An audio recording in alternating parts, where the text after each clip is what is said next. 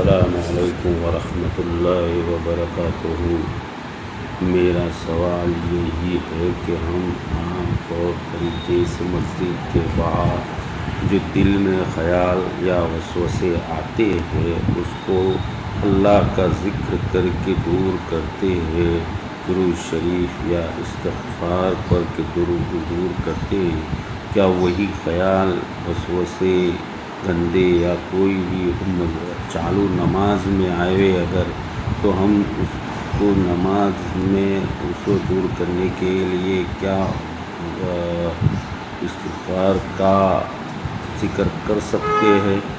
یہ ہمارے ایک بھائی صاحب کا سوال ہے۔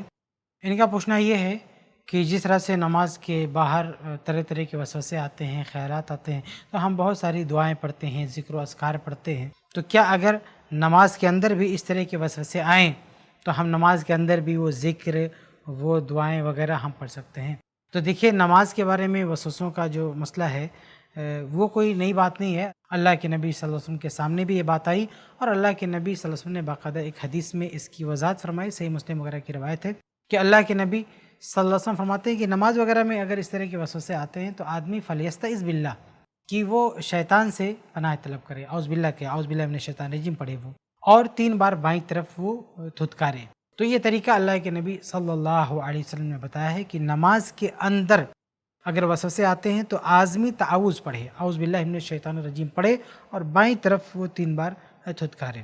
تو اس طرح اگر وہ عمل کرے تو اس کی وجہ سے دور ہو جائیں گے۔ تو صرف یہی ایک چیز ہے جو نماز میں وسوسوں سے بچنے کے لیے بتائی گئی ہے۔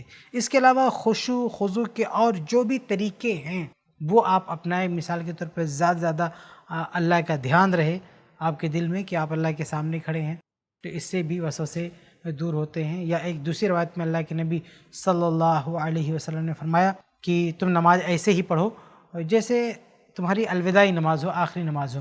تو ان سارے طریقوں پہ عمل کرتے ہوئے آپ نماز میں وسوسوں سے بچ سکتے ہیں جو اللہ کے نبی صلی اللہ علیہ وسلم نے بطور خاص نماز کے اندر سکھلائے ہیں۔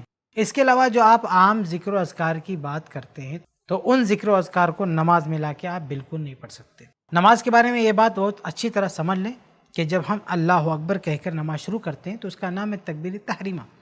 تحریمہ کا مطلب یہ ہے کہ اب ہمارے لیے ساری چیزیں حرام ہو چکی ہیں۔ جو نماز سے پہلے حرام تھی وہ تو حرام ہے ہی، جو نماز سے پہلے جائز تھی نا وہ بھی حرام ہو چکی ہیں۔ اب ہمیں اتنا ہی کرنا ہے جتنا ثبوت ملے، اس لیے اس کو کہتے ہیں تکبیر تحریمہ۔ اور جب ہم سلام پھیرتے ہیں نا تو پھر اس حرمت سے باہر نکلتے ہیں۔ تو جو چیزیں حلال تھی اور نماز میں حرام ہو گئی تھی اب وہ چیزیں ہمارے لیے دوبارہ حلال ہو رہی، اس لیے حدیث میں کہا گیا تحریم تکبیر و تحلیل تسلیم، کہ نماز میں جو چیز حرام کرتی ہے وہ تکبیر ہے، پھر جو چیز حلال کرتی ہے وہ تسلیم ہے، یعنی سلام پھیرنا ہے۔ تو نماز کے اندر کی جو مدت ہے اس مدت میں آپ کے لیے ساری چیزیں حرام ہیں، چاہے وہ نماز سے باہر جائز ہو، مستحب ہو، افضل ہو، کسی بھی شکل میں ہو، وہ سب کے سب حرام ہو گئی نماز کے اندر۔ نماز کے اندر صرف آپ وہی کر سکتے جس کا بطور خاص نماز میں اللہ کے نبی صلی اللہ علیہ وسلم سے ثبوت مل رہا ہے۔ تو نماز میں اگر وسوسے آئیں تو نماز کے حوالے سے جو اللہ کے رسول کی تعلیمات ہیں ان پہ عمل کرنا چاہیے، اور وہ جو باہر نماز کے باہر جو ذکر و اذکار دعائیں وغیرہ سکھلائی گئی انہیں آپ نماز کے اندر لا کے نہیں پڑھ سکتے۔ امید ہے کہ آپ کا جواب مل گیا ہوگا۔ ایسے ہی اور ویڈیوز بنانے میں ہماری مدد کریں۔ آئی پلس ٹی وی کو ضرور ڈونیٹ کریں۔